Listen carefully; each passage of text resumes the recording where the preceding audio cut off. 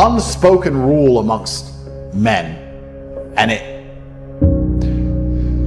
I remember a few weeks ago, maybe a few months ago, there were women on Twitter or women on the internet saying, when men meet, do they always think about the possibility of violence? Does that cross their mind? And they were surprised by that fact.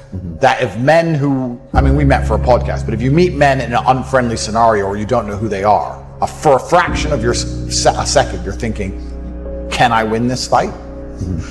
Are they going to attack me? It crosses our minds. We live in a very physical realm. Sure. Any man who doesn't has been polluted by the matrix and will never be competitive and is doomed to fail. But if you're truly competitive like you should be as a man, it always crosses your mind. And one of the important things about physical fitness that most people never talk about, never say, is men treat you different when they know that you'd be hard to hurt. Life treats you different. Women certainly do. That's an obvious one, right? Women like muscly guys because muscly guys can fight. Obviously that's not the case, but that's how they look dangerous, right? But men also treat you differently, which means society as a whole treats you different. I would argue that if you wanted to run any kind of company or even do sales or do anything else, let's go back to sales. Let's talk about what we were saying earlier. If I wanted to sell windows and I came in fantastic physical condition, the person who's buying from me, one, knows I'm disciplined, and two, knows I'm diligent. That's going to be some massive advantages from my sales perspective. Right. But also, I would argue that men are happy to look up to somebody who is physically strong in a different regard. I think it would be difficult for you to be a true leader unless you showed some degree of physical prowess. I think that's just the way the world has always worked at a deep level. When a man looks at a guy who's 6'8" and jacked and he says, we're gonna go into battle, you're more motivated to go into battle beside him because he's 6'8" and jacked. You feel like you're gonna win. You like the idea of being led by a warrior. Right. So there's that huge element to it as well. And the final part of it all is that it's so much easier to keep something than it is to gain something. And once you're in good physical shape, it's actually so easy to maintain as opposed to ever get there. It's so hard to get there that if you ever get there, you may as well just keep it. Right. It's because it's so easy to keep as opposed to lose. And I think it's in today's world, it's also a huge status symbol because we live in a world now where most things can be bought. You can buy Instagram followers and you can hire a Lambo and you can buy a hot chick to stand next to you, but you can't yet buy perfect physical conditioning. That is showing the world that you did it. One rep at a time, it's earned. That you have to earn it. And it's one of the few things left that has to be earned the hard way that you can't buy, which I think is also very important. We can also continue to answer this question because you're going to feel different. You feel different as a man when you know you can, and I'm a peaceful man, but when you know if things happened or if someone tried to hurt the woman next to you, you could destroy the man who's trying to do it. You feel different. There's an aura that people can smell. The woman can smell it. Predators can smell it. Maybe perhaps if I was built differently, I would have been treated differently in jail. Good point. Yeah. But everybody looked at me and they knew who I was and they thought, that's messy. Not him. It's just how humans work, right? And it's just how the whole universe works. It's how the animal kingdom works. Even lions and tigers, as fearsome as they are, go for the weakest antelope. They don't want a hard fight. They just want to eat, right? Even mating partners. Yeah. 100%. So society is the same. I'm sure there's scenarios in my life where I've walked down a street and I've been left alone, and the person who walked after me a few seconds later, because he wasn't built like I was the one who got mugged. I'm sure that's happened at some point in my life. But I'm the hard target. And I like feeling like the hard target. And I think that I approach life differently knowing I'm the hard target. I think you should go through life with respect. Yeah. I think one of the biggest problems we have in the world today is too many people have just become comfortable with being idiots. You talk about rage bait. Yeah. 99% of streamers are idiots. They're running around insulting and abusing and pranking innocent people and playing stupid games and insulting people they don't know. I don't find any of that funny. I don't think any of that's appealing in any way. When I see these idiot streamers running up to innocent people and scaring them or insulting other people they barely know for views or all of these kind of things, I think it's extremely infantile. And I think that not too long ago in the world, it would get you hurt. And I go through the world with respect as much as possible. I try not to disrespect people because I understand where I'm from. If you disrespect people, real bad things can happen. So I'm not the kind of person who's going to sit on Twitter and just insult random people. I think that's stupid. Even if they can't find me, even if they can't get to me, even if they don't have the capability, I think God himself is watching, and I don't think God likes people who do that kind of thing. I think that you pay the price one way or another if you're going to go through life and be that kind of person. You should be respectful to everybody. I'd be respectful right up to the point I hit somebody in the face. Why wouldn't I be? That's just how I am as a person. So I think being respectful is extremely important. I think it's what the world is missing. I think it's especially what the crypto community is missing. Interesting. I think the entire world is missing respect. I think there's a lot of people with a few followers and a big mouth who, perhaps because they live in a failed state like California and they live in a failed city like LA, they just go through life and they do a bit of drugs and their friends do a bit of drugs. I don't do drugs. Everyone just talks constant shit and nobody has any honor or respect anymore, and there's crack addicts everywhere and houses get robbed and rappers get shot and nothing matters. You just run your mouth, right? But if you live in other areas of the world, if you lived in Moscow or Bucharest and you were the kind of person who just talk shit on Twitter, you'd pay the price for that. You have to be a lot more careful in other places. I have a lot of guys ask me, similar to your question, a guy will come to me and go, how do I get a girl? I'm like, bro, you're a loser. Yeah, but I know, but how do I get a girl? Well, you're a fucking loser. You're a loser. Why are you asking me? It's like saying, how do I win a race with a push bike? You're racing Ferraris. What do you want me to do? Yeah. There's only so much you can do. There's only so hard you can pedal. There's only so many tricks and tips. There's only so many game things you can say, so many pickup lines. If you're a loser, it's going to be very, very difficult and it's going to get harder and harder. The game is rigged to become harder and harder for men. It's not getting easier. It's going the other way. And if you're going to be on a racetrack and there's going to be Ferraris there and you're going to be on a pedal bike or in a Nissan, you're going to get smoked. That's the game. You have to up yourself. You have to improve yourself. I'm not going to lie to anybody here and say you don't have to improve yourself. You can stay a loser and get chicks, because you can. Yeah. You can. I've never met somebody with a fantastic life who did not completely and utterly believe in themselves. I've never seen somebody massively succeed and they didn't believe in themselves, ever. I've never seen somebody who just allows life to happen to them and become blown off course by some sadness, end up doing massively monumental and important things. I've never seen it. And if she leaves me afterwards, let's say she just likes to leave men, I don't care. Yeah. I'm still working. You're still crying. You can't possibly ever beat me. I'll continue to beat you into eternity, as will my bloodline. You will sit and pay the price for the rest of your human years. Even your ancestors above you are disappointed in you, and your offspring for the rest of your lineage will look up and say, my great-great-great-grandfather was a loser because I broke his heart, and now we've been broke ever since. Yeah. I wake up every day and I think, how do I make my life better? Nobody else wakes up each day and goes, how do I make Andrew Tate's life better? So if you're not the person who's waking up every day going, how do I improve my existence? Then nobody is. Nobody on the planet is considering improving your one spin on Earth. No one else cares. Nobody else cares. So if you don't care, then you're fucked. So you need to wake up and care. And it's amazing to me, like you're saying, how did I find my mentors? I just tried a bunch of them. Like when I had no money, I would try very hard I'd listen to lots of different people, or I'd try different things, and I wasn't scared to invest in myself, because I understand that, look, if he's taking time out of his life, then I need to reward him for it financially. And I tried very hard, and I listened, and I paid attention, and I was never lazy. I don't believe there's a person on the planet who pays attention, tries their best, is never lazy, is on time, works hard, has a mentor, and is giving it his all, who isn't rich. I don't believe it. I think that if you do all those things, you're rich. And if you don't have any money, you're missing one of those key elements. Now, you can fool yourself and you can fool everyone else and you can pretend you're doing them, but if you're truly honest with yourself, am I finding people who are trying to teach me what I want to know, and am I trying my best? And the answer is fucking no, every time. Just even being around people with money, it's just a good place to be.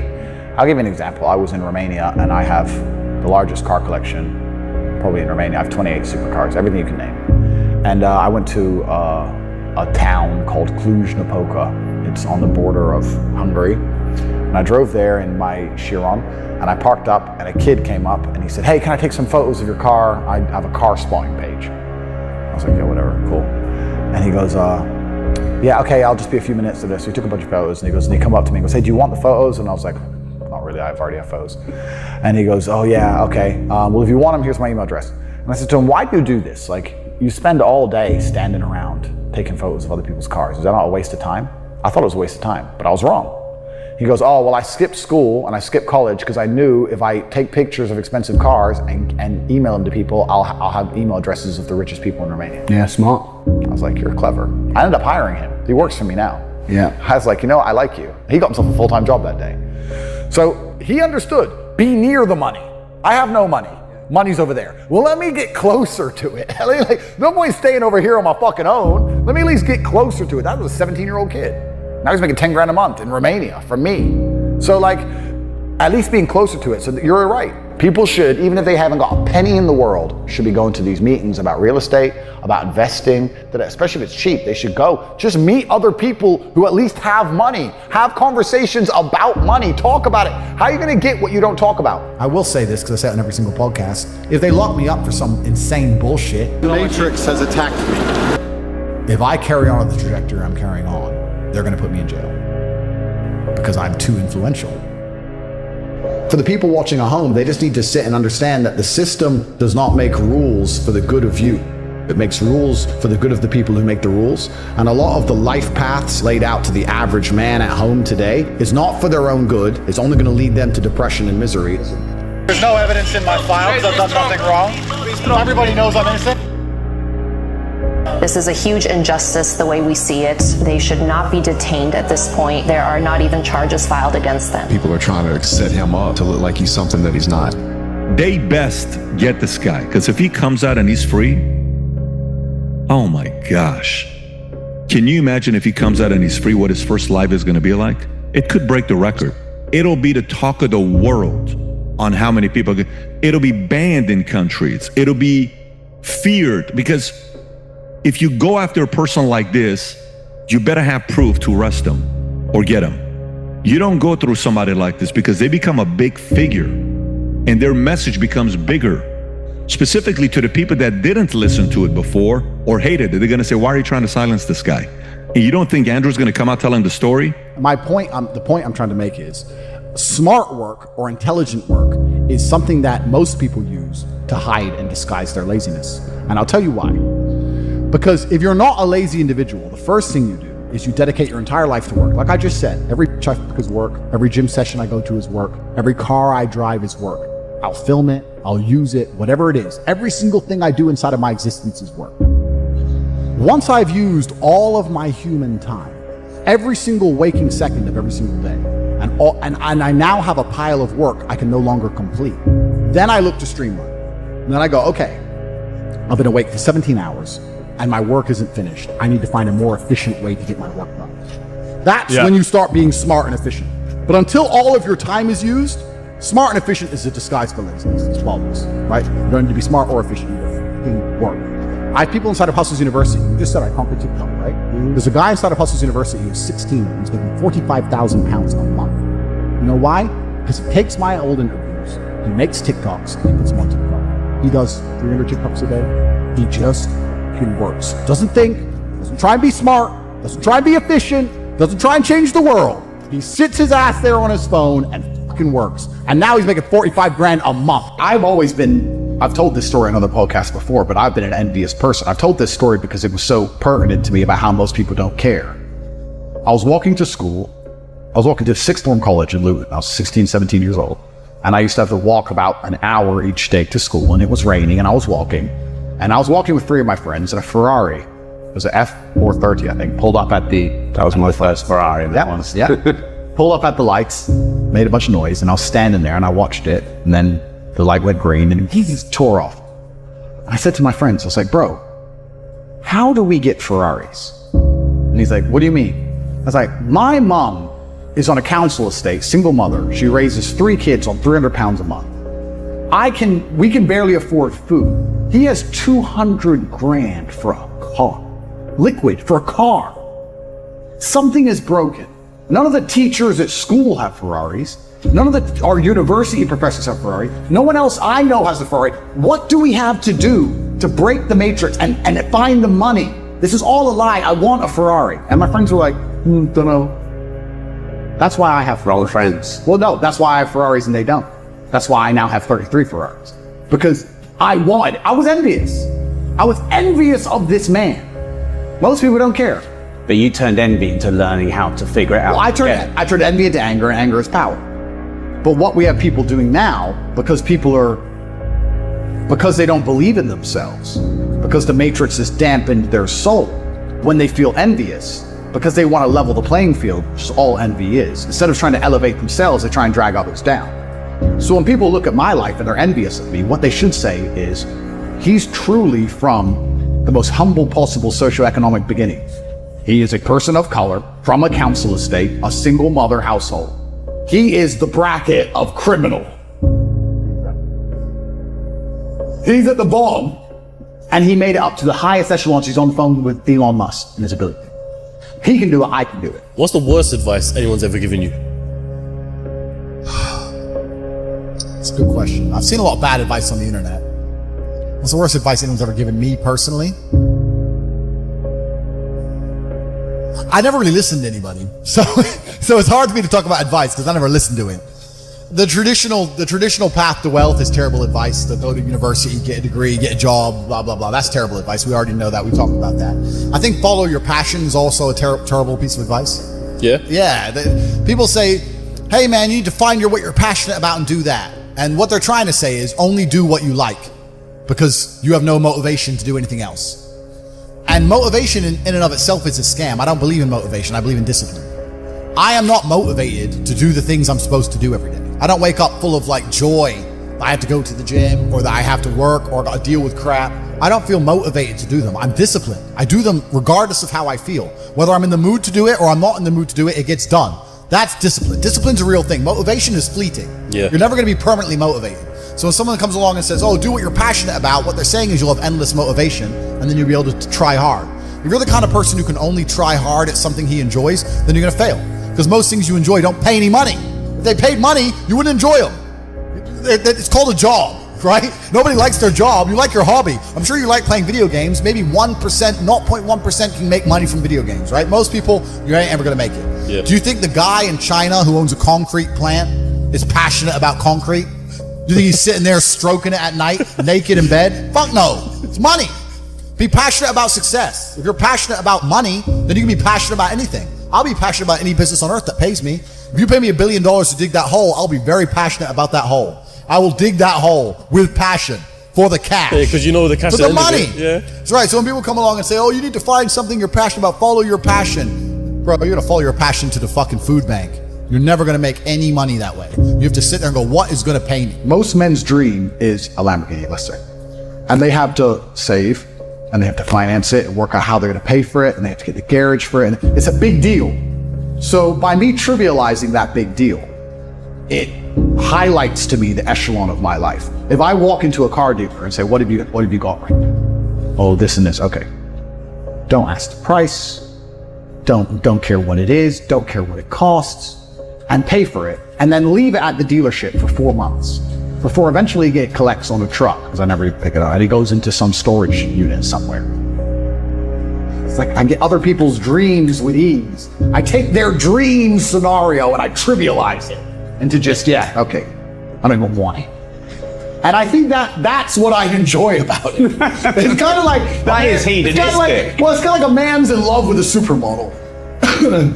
Oh, I love the supermodel. And he writes on her Instagram. And well, these dudes, this is real. A man's in love with a girl on Instagram. She's got 3 million followers and she's beautiful. And he's liking her posts and writing underneath it. And he's inboxing her and she's not replying. And he's obsessed with her. And I'm like, yeah, okay, coffee. Fine, Tuesday. Do I really want to talk to her? No. But this man wants it so bad that I have to make it so ridiculously easy. I guess it's kind of like a peacock putting up his feathers, you know? Or a lion saying, don't come near my territory, don't come near my tree, or I'll annihilate. If you were in a room with ice cream experts and all they talked about was ice cream, how to make it, how to store it, how to move it, the different flavors, the size of the cartons it's in, how much it costs to produce, if all they talked about was ice cream and you were in that room, sooner or later, when someone comes to you to ask you something about ice cream, you're going to know the answer. Yeah. But you're going to accidentally know some shit about ice cream. If you're in a room of people who only talk about money, do you understand what I'm saying? Yes. So you need to be around people who are about it. And the problem is with the people out here, everyone has a dream, but not many people have a plan. A dream and a plan are different things. When you say to guys, do you want to be rich? Yeah, I want to be rich. How will you get rich? One day, when a ship comes in. So you could have a dream with no plan. When's the last time something fantastic has ever happened on accident? When's the last time you've seen a big jacked dude and you say, hey man, how'd you get so jacked? And he goes, dunno, oops. Dunno, it just happened. No, he planned it. He went to the gym, he worked for it, he ate a certain way, he planned his meals, he had to make it happen. It's exactly the same with getting rich. You need a plan to get rich, right? Most people everyone out there has a dream, but very few people have a plan. Yep. If you're surrounded by people who have a plan to get rich, and you provide value to them in some way, because they're not going to drag you up if you ain't doing nothing, because that's what friendship is. Friendship is value exchange. Yeah. If you provide value to them, sooner or later you're going to begin to make money. Let me tell you something. When I was broke, and like I said, I have a bunch of money now. I was broke. This is not like I was broke, but from like a middle class family. I was broke, single mother, public government housing, no car. I had to run to the gym, broke. When I was flat broke, the only of my friends I'd sit around and talk to were my friends who would talk about money. The guys who would sit and talk about video games or sit around and talk about football, I wouldn't hang around with them. I only used to sit and talk to my friends, talk about money. None of us had any money, right? But if we walked into a coffee shop and we bought coffee, we would then sit there over our coffee and analyze, how did this coffee shop make us give them our money? Because that's what's happened. We've given our money to this coffee shop. Why? Did we really want coffee? Where is it located? Is it in a convenient location? Is it because of the brand of the coffee? Is it because the waitress is cute? Why are we in this particular coffee shop? Why didn't we go to that one? Why are we in this one? If we were to open up a coffee shop next door, how could we outcompete this one? What's the rent for this place? What's the margin on a cup of coffee? Everyone in here's a man. If you notice, everyone in here's a man in a business suit. Why is the person serving not a hot girl? Why is it a guy? Do they sell sandwiches? Do they sell cake? Like, start to actually think. Think about the money. And then if you do that every single time you spend money on anything, you're going to end up realizing there's tons of gaps. There's gaps in the market everywhere. You'll start to sit there and go, you know what? I could open up a coffee shop right next door to this fucking coffee shop. Change this, and this, and murder this place. But people don't think about it. People just give their money away all day, and it never even crosses their mind about how they were convinced to give their money away. Yeah. You know? Because if you want to get rich, you're not the Federal Reserve. You can't create money from the sky. You need to convince other people to give you their money. So every time you give your money away, work out why. Yep. You know, so you need to be surrounded by people who think this way. You need to adopt this attitude. I've always had it even when I was poor. You need to start to realize that the traditional methods of creating wealth, which are advertised to you, are a scam. The idea that you can just work really hard, save up, get a mortgage, and in 35 years pay the house off, and then you'll be rich. That's not real. That's what your parents did, right? The average cost of a house during your parents' era was like 4 times the wages or 5 times the yearly wage or something. Now it's completely out of control. Yeah. It's completely out of control. And patience is another thing. I'll make a big point. Patience is a huge enemy to getting rich. I don't care what these Gary Vee and these dorks, because Gary Vee's a nerd. Gary Vee's a nerd, right? He may have some money, right? But if I were to grab him by his neck, hey bro, you gotta be really tough and you gotta really work hard. Shut the fuck up. Pussy. He's a bitch, right? So when all these dorks are talking about patience is what they tell the slaves to convince the slaves to keep being slaves. That's what it is. If I was in charge of the world, right? And I had a working class of slaves, which is what the working class is. I don't use that word slaves unironically, right? You're slaves, and I'll tell you why.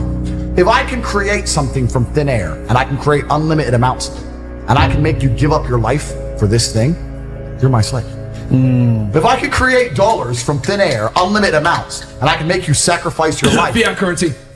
Make you sacrifice your life for a tiny percentage of what I can create from thin air, you are my slave. Because even if you say no, I'll say, I'll give you some more. Oh, okay. Oh, here's some more of the free thing I make. Here, go do it. Go clean the streets, idiot. You're a slave, right? So the slaves, what they do to keep the slaves being slaves is they advertise patience. Don't worry,